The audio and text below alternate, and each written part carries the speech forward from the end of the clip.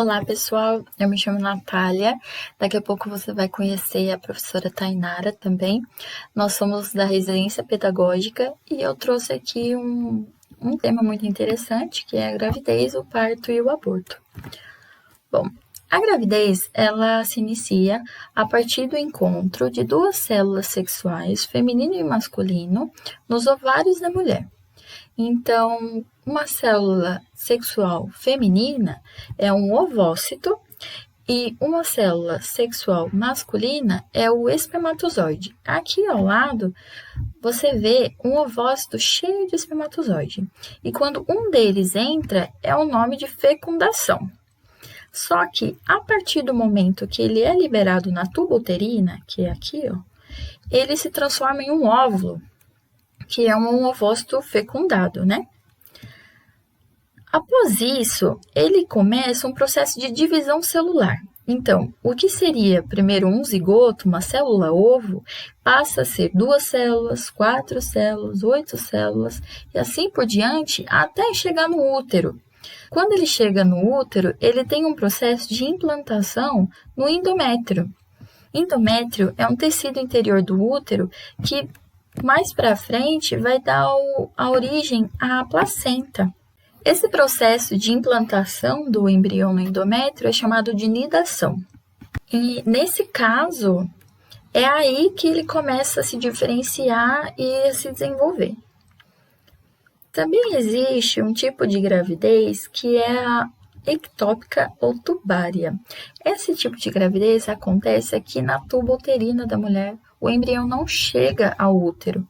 Nesse caso, a mãe precisa de uma assistência médica imediata, porque pode correr risco de hemorragia interna. Passando adiante, nós temos o desenvolvimento do feto. Na gravidez, normalmente tem duração de 38 a 40 semanas, o que dá 9 meses, mais ou menos, e ela é dividida em 3 estágios principais. O primeiro estágio é o trimestre, o primeiro trimestre. Trimestre são 3 meses, então os primeiros 3 meses da gestação. Na 9ª semana, ele já começa a ser chamado de feto, não é mais embrião, que eu disse anteriormente, lembra? É nesse período que ocorre a diferenciação das células, que até antes disso eram todas as mesmas células. A partir daí, cada grupo de célula tem uma função diferente, desenvolve um tipo de ação diferente no corpo. E também a formação dos órgãos e de estruturas do corpo.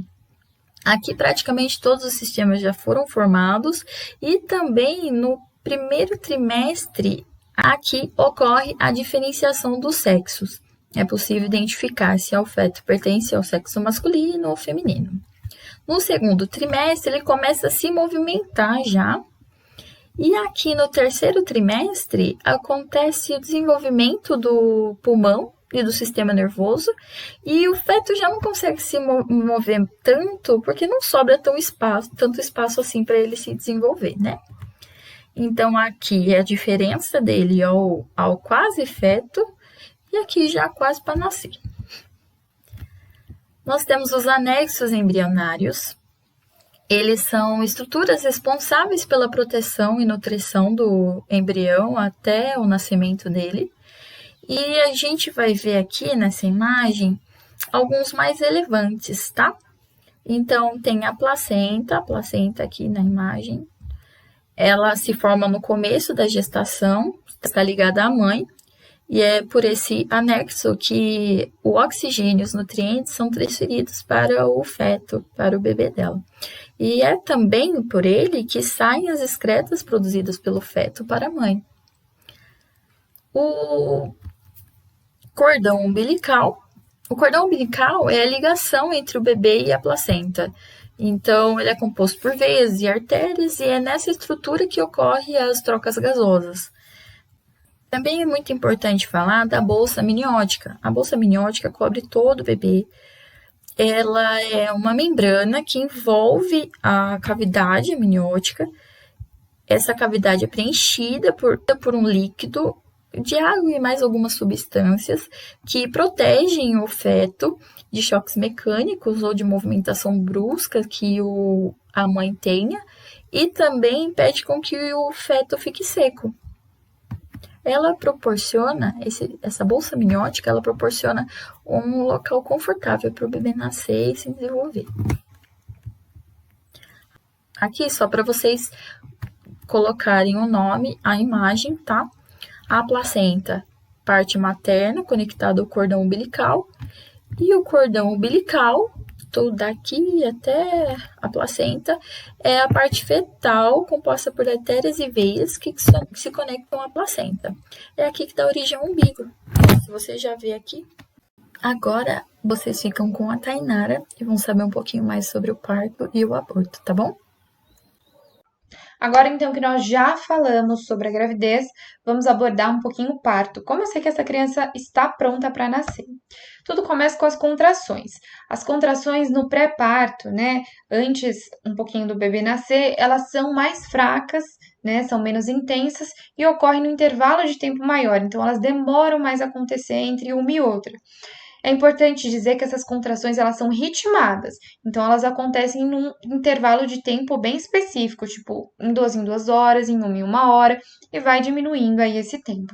No período de dilatação, a gente já vai ter contrações mais frequentes e no intervalo de tempo menor, tá bom? Essas contrações elas são responsáveis pela abertura, pela dilatação do colo do útero, que é por onde o bebê precisa passar, e essa região precisa estar dilatada para o bebê passar para o canal vaginal e sair do útero, tá bom? E aqui a gente tem o período de expulsão. A gente vai entender como que é essa contração, tá bom? Na próxima imagem. Essa contração, ela não ocorre como na primeira imagem, a contração para o parto, tá bom? Muitas mulheres, elas chegam ao hospital achando que estão em trabalho de parto, mas elas têm uma contração desse primeiro tipo, que não provoca uma dilatação do colo do útero, tá bom? Então, é uma contração que ocorre lateralmente, tá bom? Então, como ela está mostrando aqui na imagem de baixo, não há uma dilatação do colo do útero, não há uma dilatação do bico da bexiga que está representando o colo do útero, aqui no caso. E na segunda imagem, ela já apresenta uma pressão, né, uma contração na bexiga de cima para baixo. E aí sim, esse tipo de contração vai provocar a dilatação do bico da bexiga, que está representando o colo do útero, que vai ser responsável por expulsar o bebê desse espaço. Então, aqui a gente tem um colo do útero fechado, o colo do útero ele fica aproximadamente nessa região aqui, então ele precisa se dilatar, ele precisa abrir para o bebê passar. E aqui já está um colo de útero com uma dilatação de 3 centímetros. Para saber se o colo do útero está dilatado ou não, o médico ou o enfermeiro, né, faz o exame de toque lá.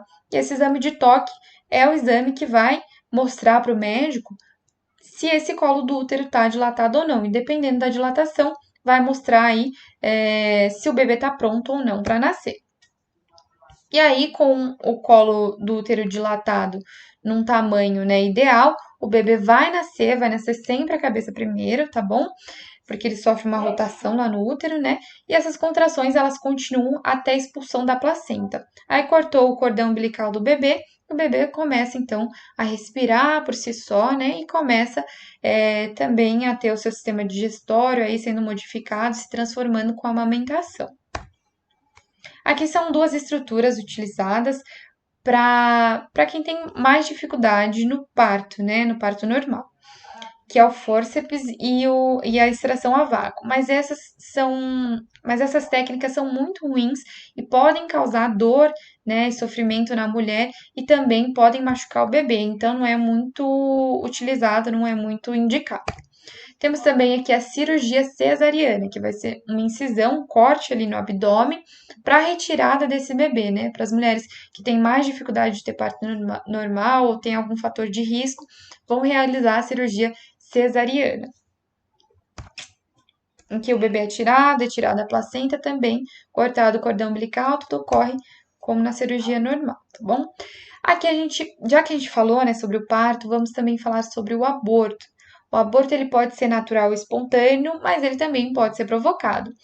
Nesse caso aqui, vamos começar falando sobre o natural, né? Essa imagem é uma imagem da Frida Kahlo, que é um importante personagem histórico que já sofreu com aborto espontâneo e fez esse quadro aí muito famoso. Bom, quais são as causas desses abortos espontâneos, né? São várias. Aqui a gente tem como predominante causas genéticas, né? Causas nos cromossomos. Os cromossomos dos pais, que eles podem mandar os óvulos ou os espermatozoides com menos cromossomos que os necessários. Aí, então, o embrião ele não vai se desenvolver completamente e vai acabar sendo expulso do útero. O embrião, aqui como a gente vê aqui, aneuploide, né? Desculpa aí que eu demorei um pouquinho de ler, a luz tá na minha cara. Mas, enfim. O embrião aneuploide, pessoal, ele é um embrião que também os pais mandam cromossomos, óvulo e espermatozoides saudáveis, né, com quantidade de cromossomos ideais, mas na hora da fecundação pode ser que esses cromossomos sejam perdidos. A embrião também não se desenvolve como esperado e é expulso. Tá? Outras causas aí são o próprio sistema imunológico pode atacar esse embrião expulsando ele, má formação no útero, né? Úteros com formações anatômicas não ideais para o desenvolvimento da gravidez, é, alterações hormonais, que aqui está representado como alterações endócrinas, né?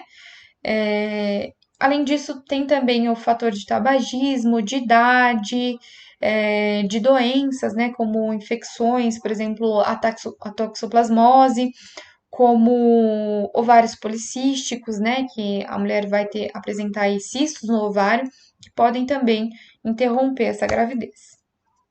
E temos o aborto provocado, que ele pode ser provocado por remédio, né, por a ingestão de remédios que vão induzir o aborto, ou também por uma intervenção cirúrgica, né, tirando esse feto aí de dentro da mulher. Mas aqui no Brasil o aborto ele não é permitido por lei, tá bom? Então a mulher que faz o aborto ela vai para a cadeia, mas a gente tem diversas discussões sociais, diversos países que têm o aborto legalizado, tá bom? Então a gente tem vários movimentos aqui na Argentina, aqui na América Latina, né? O mais forte é na Argentina, que pede a legalização do aborto, para que essas mulheres não recorram a clínicas clandestinas e acabem morrendo também, que tenham acompanhamento psicológico. Mas aí a gente tem diversas discussões éticas, morais, religiosas, né? Então, tudo precisa ser relevado em relação a esse assunto. Então, é uma discussão que permanece aí na nossa justiça, né? E que um dia vai ser resolvida. Muito obrigada e até a próxima aula.